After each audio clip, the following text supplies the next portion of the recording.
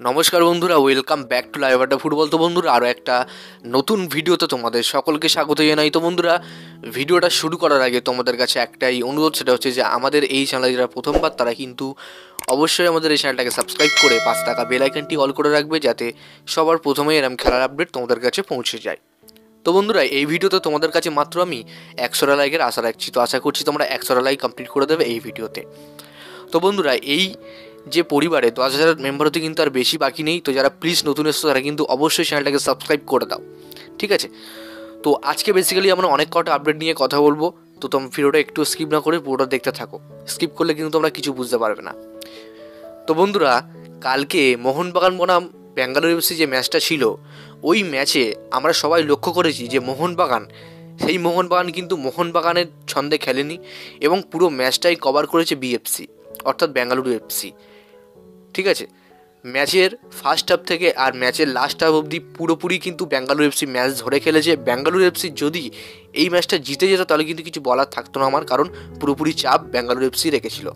তো সেক্ষেত্রে জুয়ান ফেরান্দোর আমলে আমরা যেটা দেখেছি, এখন বর্তমানে কিন্তু একটু চাপে পড়লেই মোহনবাগান ব্যাক সাইডে চলে আসছে।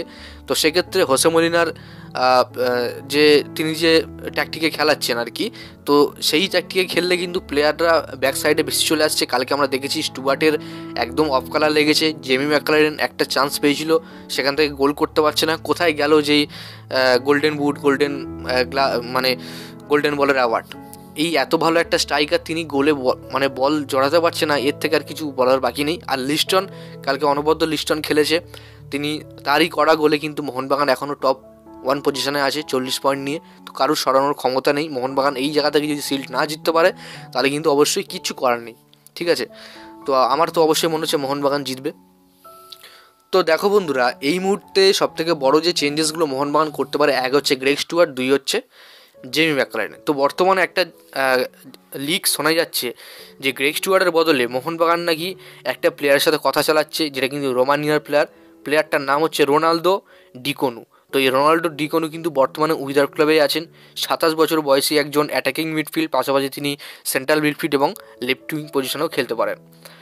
তো এই প্লেয়ার রোমানিয়ার আন্ডার-23 মানে ন্যাশনাল টিমে খেলেছেন এবং তার বর্তমান মার্কেট ভ্যালু কিন্তু 4 কোটি টাকা।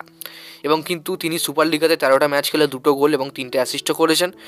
তো বর্তমানে এই ক্লাব মানে মোহনবাগান এই প্লেয়ারকে নিতে গেলে কিন্তু তাকে উইদার ক্লাব আছে এবং এই প্লেয়ারকে নিতে পারে গ্রেগ স্টুয়ার্টের জায়গায়।